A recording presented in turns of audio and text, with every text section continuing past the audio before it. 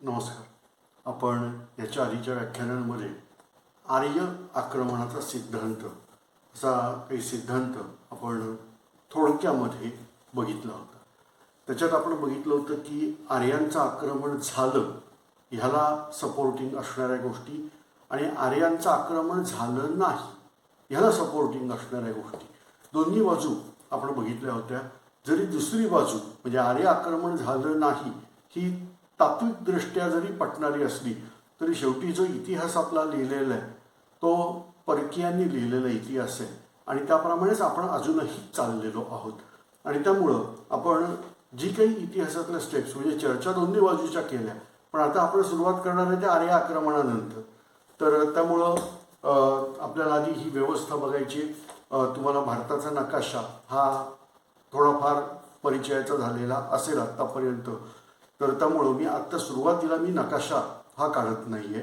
काही मूलभूत संकल्पना मला स्पष्ट करायच्या आणि त्याच्यानंतर आपण मग अभ्यासाला सुरुवात करणार आहे. तर सगळ्यात पहिल्यांदा हे जे आर्य लोक भारतामध्ये आले हे भारताच्या पश्चिमेकडून किंवा खरंच तर वायव्य दिशेकडून आले आणि सप्तसिंधूच्या परिसरात त्यांचा पहिला मुक्काम राहिला. सुरुवातीचा काळ त्यांचा नोमॅड्स म्हणजे भटके या स्वरूपाचा होता. याचं कारण म्हणजे ते त्यांच्या कॉकेशस पर्वतापलीकडच्या कुठच्या तरी घरातून ते सोडून ते भारतापर्यंत आले होते. आणि हा जो प्रवास आहे हा बराच मोठा प्रवास आहे आणि त्यामुळं त्यांचं जो स्वरूप आहे सुरुवातीचं हे भटक्या स्वरूपाचं इथं दिसतं. त्याच्यानंतर मग भारतात आल्यावर त्यांनी सेटल्ड मोड म्हणजे एक प्रकारचे स्थिर असं त्यांनी सुरुवात केली. त्याच्यामध्ये गाव हे त्यांचं प्रमुख होतं. गावचा जो प्रमुख आहे त्याला ग्रामीणी असं म्हटलं जायचं. संपूर्ण गाव हे एक कुटुंब असल्यासारखं त्या ठिकाणी राहत होते. इथं श्रमविभागणी ही मोठ्या प्रमाणामध्ये उत्तम रीतीने केलेली होती आणि मग अशा अनेक गावांचं मिळून एक छोटंसं राज्य हे या ठिकाणी तयार होत होतं.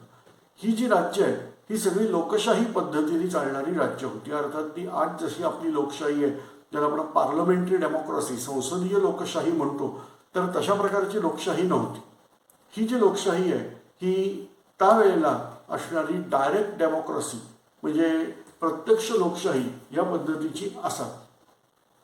आता ही जी जनपदं आहेत म्हणजे जी राज्य आहेत त्यांना जनपद असं नाव होतं. मग हळूहळू काही जनपदं एकत्र आली किंवा एखाद्या जनपदाने पुढाकार घेऊन एकत्रीकरण केलं आणि यापासून तयार झालं त्याला नाव दिलेलं आहे महाजनपद.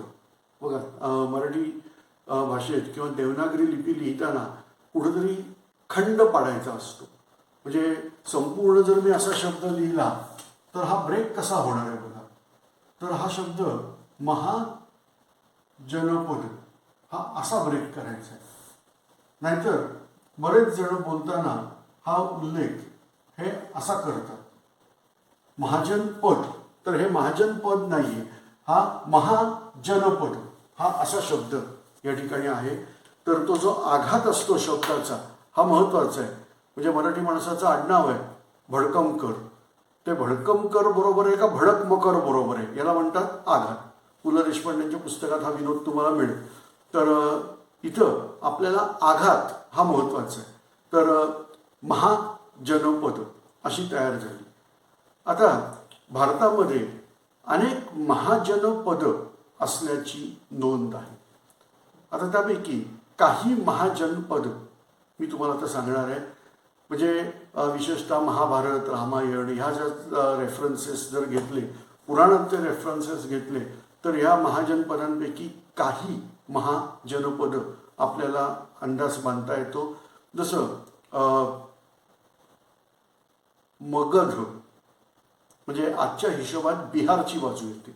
तर मगध हे एक महाजनपद आहे.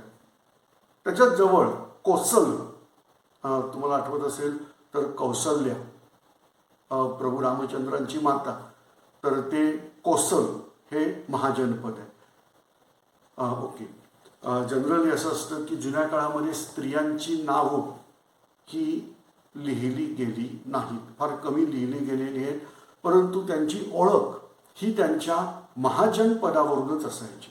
म्हणजे कसं कोसल देशाची राजकन्या कौसल्या केकय देश आहे, हा कुठेतरी अफगाणिस्तानात येतो.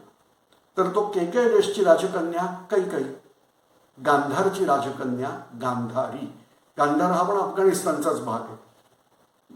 आजच्या हिशोबात पाकिस्तानचा नॉर्थ वेस्ट फ्रंटियर रिजन आणि हिंदू कुशाच्या पूर्वेकडचा अफगाणिस्तानचा भाग, याला गांधार असं नाव आहे. तर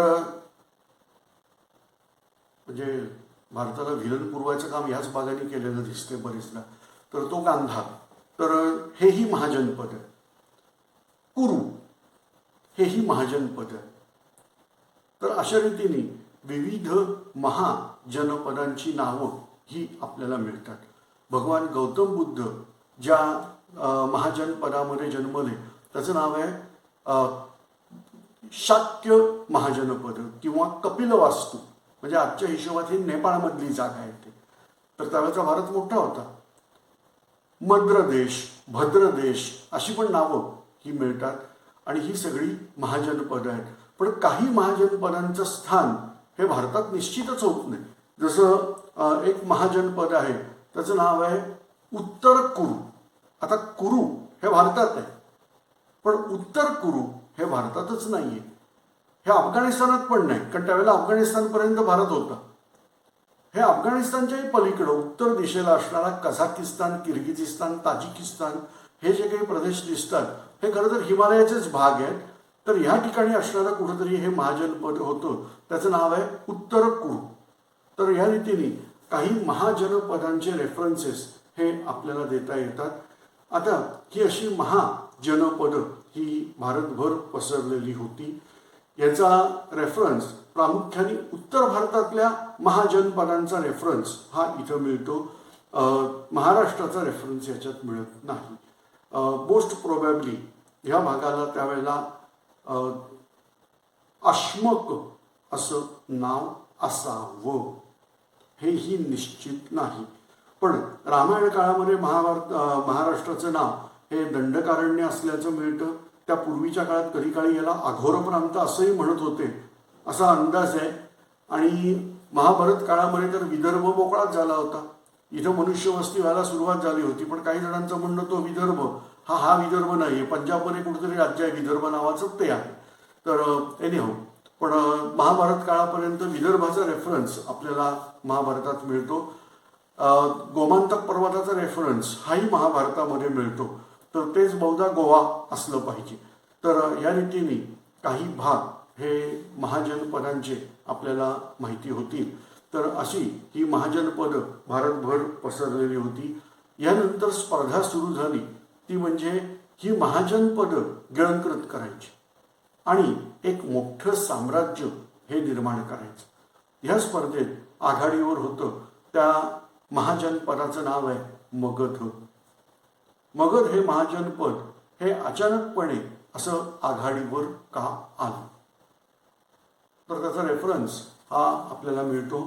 तो म्हणजे मगध या ठिकाणी लोखंडाचा शोध लागला होता. लोखंडाच्या खाणी या ठिकाणी लोह खनिजाच्या खाणी इथं मिळायला सुरुवात झाली होती.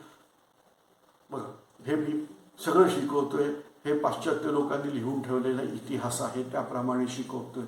आपण बघितलं होतं मोहिंजोदडो हडप्पा या ठिकाणी लोखंडाचा वापर केलेला नाही.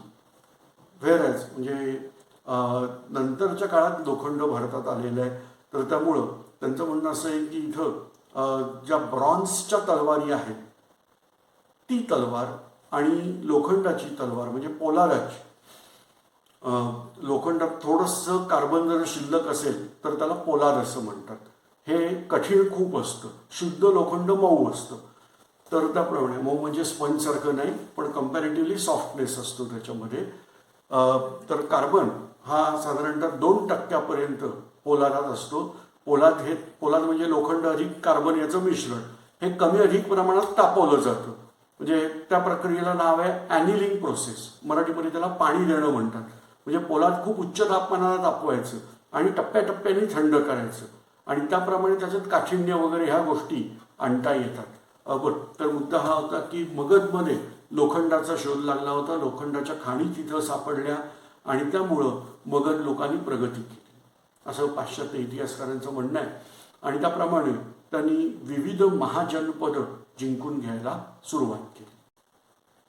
आता ह्या मगध ह्या महाजनपदाची प्रगती ही त्यांना सापडलेल्या लोखंडामुळे झाली असा निष्कर्ष काढण्यात आलेला आहे. भारताचा इतिहास नक्की किती प्राचीन आहे माहीत नाही. ब्रिटिश सांगतात त्याप्रमाणे तो जास्ती नव्हता, 2,500 वर्ष प्राचीन आपण नेऊ शकतो. त्यापेक्षा प्राचीन इतिहास भारताला अस्तित्वात नाही. ब्रिटिशांना म्हणजे त्यांचे इतिहासकार जे आहेत त्यांचं म्हणणं पुरावे पाहिजे. आता इथून एक कन्सेप्ट आहे, ते म्हणतात की भारतीय लोकांना लिहून ठेवायची सवय नाही, तर त्यामुळं प्रॉपर इतिहास हा लिहिलेला नाही. त्यामुळं भारताच्या इतिहासातली जी मागची डेट आहे ती मिळतच नाही. मगध सम्राट जे आहेत त्यापैकी त्या राजघराण्याचं नाव आहे हरिअंका राजघराणं. त्या हरिअंका राजघराण्यापासूनच आपल्याला रेफरन्स मिळतात. भगवान गौतम बुद्ध यांचा जे जीवन आहे इथपासूनचा भाग लिखित ह्या स्वरूपात मिळतो. भगवान गौतम बुद्धांच्या वेळेला जो सम्राट मगधच्या गादीवर होता त्याचं नाव आहे अजातशत्रू.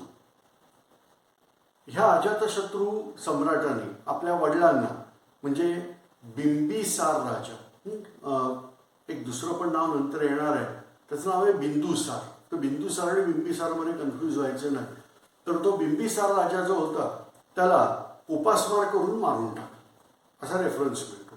म्हणजे आपल्याला लिखित स्वरूपात जो ज्ञात इतिहास आहे तर तो येतो, तो म्हणजे बिंबिसार या मगधच्या सम्राटापासून. राजवंशाचं नाव आहे हरिअंका, इंग्लिशमध्ये याला डायनेस्टी म्हणतात.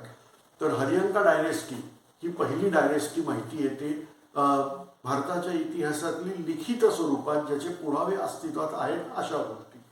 आता भगवान गौतम बुद्धांनाच का धरलं जातं त्याचं कारण असं आहे की तिथून हे लिखित स्वरूपात इतिहास हा उपलब्ध आहे आणि त्याचे क्रॉस रेफरन्सेस जे आहेत म्हणजे परदेशामधून सुद्धा त्याचे संदर्भ मिळाले पाहिजेत, तर तेही संदर्भ इथं मिळतात. आणि त्यामुळं भारताच्या इतिहासाचा अभ्यास करताना आपण भगवान गौतम बुद्धांच्या कालखंडापासून हा चालू करतो. आता इथं काही मूलभूत प्रश्न हे येतातच की ह्यापूर्वी भारतात इतिहास नव्हता का, राजघराणी नव्हती का, असतील तर त्यांचे रेफरन्सेस त्यांचे संदर्भ हे आपल्याला मिळत नाहीत असं ब्रिटिशांचं म्हणजे जे इतिहासकार त्यावेळेचे होते आता त्यांचं म्हणणं आहे. आता लक्षात घ्या, एक अतिशय सुंदर पुस्तक आहे, मी तुम्हाला मागच्या व्याख्यानामध्ये पण सांगितलं होतं, मी परत एकदा नाव घेतोय पुस्तकाचं, जागतिक इतिहासातील खिंडारे या नावाचं पुस्तक आहे. लेखकांचं नाव आहे पु ना ओक. तर यांनी लिहिलेलं हे पुस्तक आपण अवश्य वाचा. त्यांनी दिलेले मुद्दे आहेत ते खूप महत्त्वाचे आहेत. ते म्हणतात त्यावेळेचं लोकांचं ज्ञानच कमी होतं, त्यांना उपलब्ध जे ज्ञान होतं म्हणजे कोण इतिहास ज्यांनी लिहिला त्यांना जे उपलब्ध ज्ञान आहे तेवढ्या आधारे त्यांनी तो इतिहास लिहिलेला आहे आणि त्यामुळं तो इतिहास हा स्टँडर्ड प्रमाण मानायची आवश्यकता नाही. आता ब्रिटिशांच्या मतानुसार किंवा जे पाश्चात्य विद्वान आहेत इतिहासकार आहेत त्यांच्या मतानुसार भारतामध्ये ह्यापेक्षा प्राचीन काही दिसत नाही, पुरावे दाखवा. एकतर तुम्हा भारतीय लोकांना लिहून ठेवायची सवय नाही. एक व्यक्तिगत प्रश्न तुमचं तुम्ही मनातल्या मनात उत्तर द्यायचे. तुमच्यापैकी किती जण रोज तुमची दैनंदिनी लिहितात? उर्दूप्रमाणे रोजनिशी, इंग्लिशप्रमाणे डायरी लिहिता का? चेक करून बघा. यानंतर तुम्हाला एक नाव सांगेन, विल्यम शिरर. हा हिटलरचा दुभाषा होता. हिटलर जे जे काही करायचा दुभाषा म्हणून हाच तिथं असायचा. हा रोज त्यांच्या सगळ्या कार्यकाळ संपला लॉजवर हॉटेलमध्ये जे काही ते जात असतील तिथं गेल्यानंतर तो त्यांनी काय काय झालं हे नोंद करून ठेवायचं आणि त्या नोंदीच्या आधारे नाझी लोकांचं सगळं संपलं. याच्यानंतर या विल्यम शिररनी ग्रंथ लिहिलेला आहे, त्याचं नाव आहे rise and fall of third Reich. इंग्लिशमध्ये हे पुस्तक तुम्हाला मिळेल. पुस्तकाचं नाव मी परत सांगतोय, rise and fall of third Reich. William Shirer या लेखकाने लिहिलेलं हे पुस्तक आहे. यानंतर पाश्चात्य जगात प्रसिद्ध असणारी दुसरी गोष्ट म्हणजे डायरी ऑफ ॲन फ्रँक, ही तुम्हाला माहिती असेल. तर अशा पद्धतीमध्ये हे लोक लिहून ठेवतात. तसं तुम्हा लोकांना लिहायची सवय आहे का, हा महत्त्वाचा प्रश्न आहे. पण ते म्हणतात की तुम्हाला नीट लिहायची सवय नाही, जे मुद्देसूद लिहायचं आहे ते लिहिलेलं नाही. आता तो कालखंडच असा होता की ज्याच्यामध्ये लिहायच्या पद्धती ह्या वेगळ्या होत्या. साधारणतः आपल्याकडं लिखाण केलेलं आहे, पण त्याच्यावर लोकभाषेचा प्रभाव खूप जास्ती.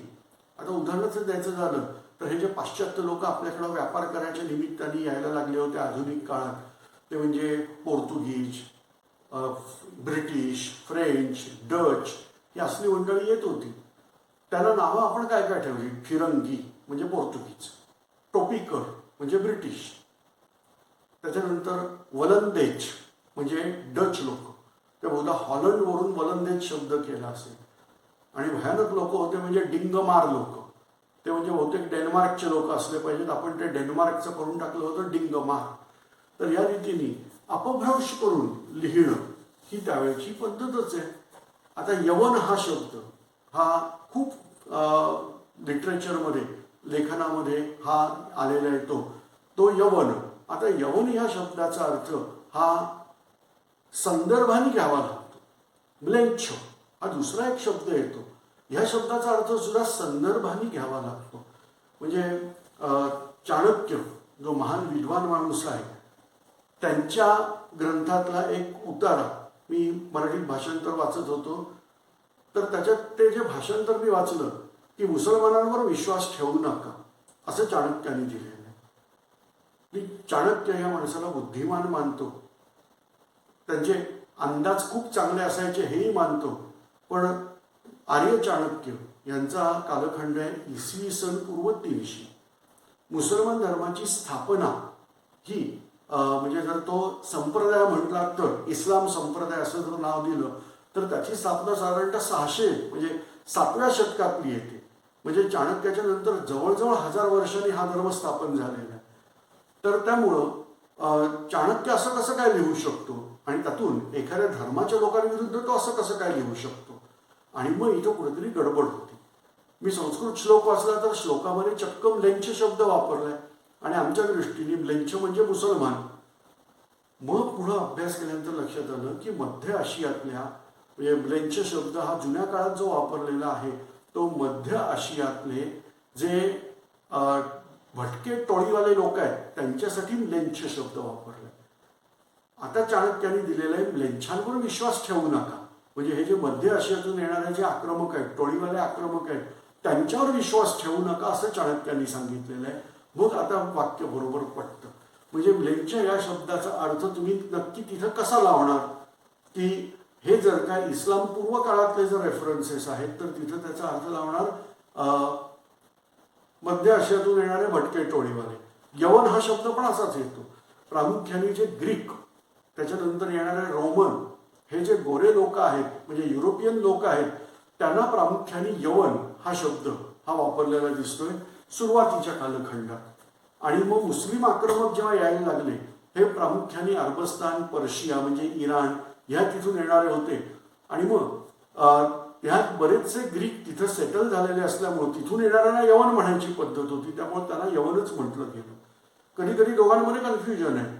एक महान तत्ववेत्ता आहे, त्यांनी सांगून ठेवले आपल्याकडे यवनो ही म्लेच्छास्तेषु, म्हणजे यवन म्हणजेच म्लेच्छ आहे. तर तसं नाहीये, दोन वेगवेगळे आहेत.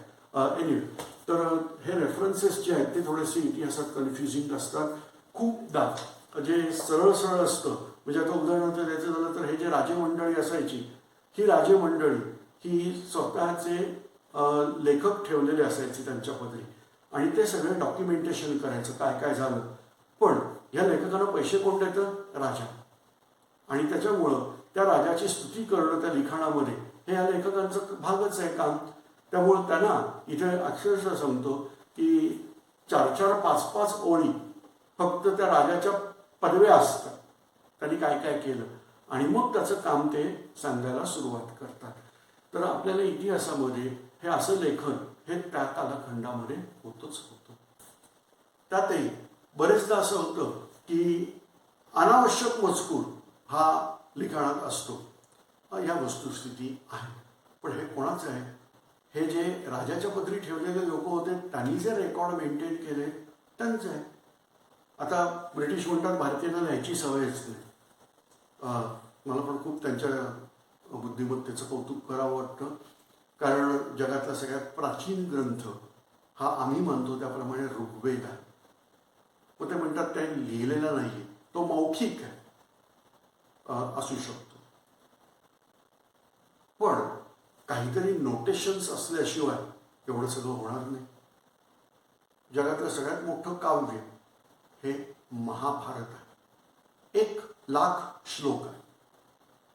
बौद्ध वाङ्मयामध्ये अशी कितीतरी काव्य आहेत की ज्यांची श्लोकसंख्या प्रचंड जास्ती आहे. त्रिपिटक असं त्या बौद्ध वाङ्मयाचं नाव आहे. तर त्याच्यामध्ये प्रचंड मोठ्या प्रमाणात काव्यरचना ह्या केलेल्या आहेत. आणि मग अशा सगळ्या गोष्टी जर बघितल्या तर भारतीय लोक रेफरन्स देत नाही, ही गोष्ट चुकीची आहे. या ठिकाणी सगळं दिसतंय पण हे लोक रामायण आणि महाभारताला इतिहास मानायला तयार नाहीत. ते म्हणतात ते एपिक आहे.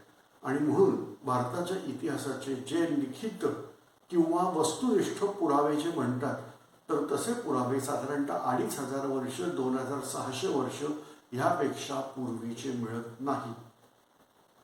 आता ह्यामागची कारणं आपण नंतर बघू. पण त्यामुळं ब्रिटिशांनी हा इतिहासाचा जो भाग आहे हा इथंच थांबवा की जास्तीत जास्त भारतीयांचा इतिहास एवढा प्राचीन आहे.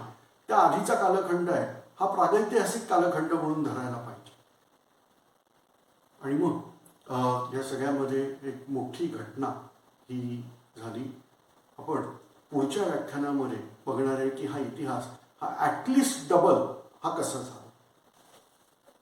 आता आपल्या पद्धतीनुसार 5 प्रश्न मी प्रश्न सांगणार आहे, तुम्ही उत्तर लिहायचे. प्रश्न काही लिहायची आवश्यकता नाही पण असेल तर लिहून ठेवा.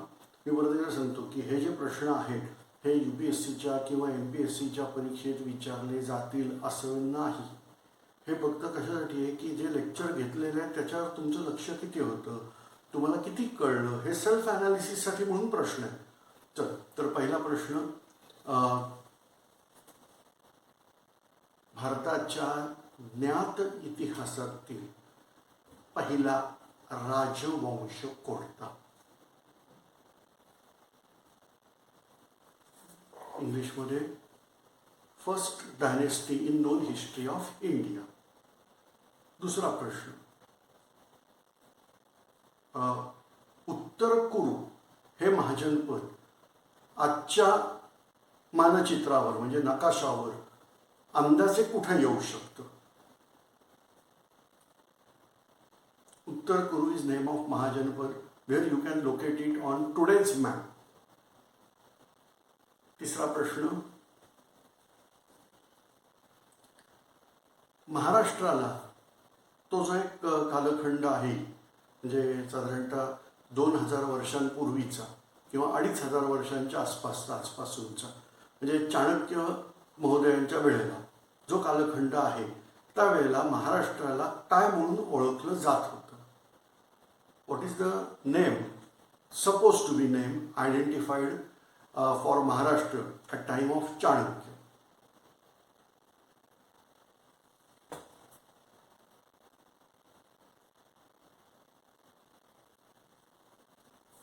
मगधाच्या गादीवर जो ज्ञात इतिहास आहे त्यातल्या पहिल्या राजाचं नाव आहे बिंबिसार. पण त्याला त्याच्या मुलांनी उपाशी ठेवून मारून टाकलं. त्या मुलाचं नाव काय? ज्याने पुढे सत्ता हातात घेतली त्या मुलाचं नाव काय?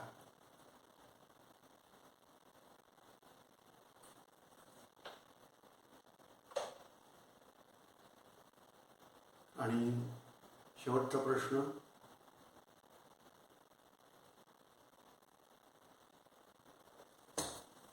वेदकाळात किंवा जो प्रारंभीचा कालखंड येतो तिथं जी गावं असायची त्या गावच्या प्रमुखाला काय म्हणून ओळखलं जायचं?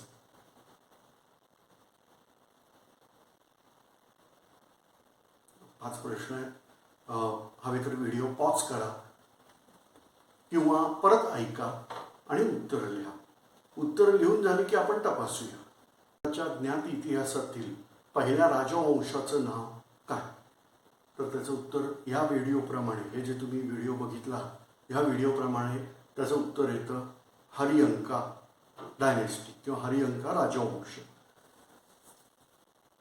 आजच्या जगामध्ये तुम्हाला उत्तर कुरु हे संभाव्य जागा कोणती असेल तर ते उत्तर येतं साधारणतः हिंदुकुश पर्वताच्या उत्तर दिशेला, मोस्ट प्रोबॅबली कझाकिस्तान दक्षिणेकडचा भाग, किर्गिझिस्तान, ताजिकिस्तान ही जे देश दिसतात हे संयुक्त ते जे काय म्हणतात त्याला सोव्हिएत रशिया होता त्यातून फुटलेले हे देश आहेत. मध्य आशिया म्हणतो आपण, तर या इथं कुठेतरी उत्तर कुरु हे होतं. म्हणजे तुमच्या उत्तरामध्ये मध्य आशिया आला तरी बरोबर आहे, कझाकिस्तान, किर्गिझिस्तान, ताजिकिस्तान हे नावं आली तरीही ते उत्तर बरोबर आहे. महाराष्ट्र इज रिफर्ड ॲज, महाराष्ट्राला नक्की काय म्हणून ओळखलं गेलं? 2,000 ते 2,500 वर्षापूर्वीची संभाव्य ओळख आहे ती आहे अश्मक. पुढचा प्रश्न आहे, ज्या बिंबिसार राजाला त्याच्या मुलांनी मारलं त्या मुलाचं नाव विचारलं होतं तर ते आहे अजातशत्रू. अजातशत्रू आणि भगवान गौतम बुद्ध हे समकालीन आहेत आणि वैदिक कालखंडामध्ये जो ग्रामप्रमुख असायचा त्याला काय म्हणून ओळखलं जायचं? शेवटचा प्रश्न आहे हा, त्याचं उत्तर आहे ग्रामीणी. आता आपल्याला एवढंच करायचं आहे की 5 पैकी 3 किंवा 3 पेक्षा जास्ती प्रश्नांची उत्तरं बरोबर आली तर पुढचा व्हिडिओ बघायचा, नाहीतर हा व्हिडिओ परत बघा आणि परत उत्तरं लिहायचा प्रयत्न करा. धन्यवाद.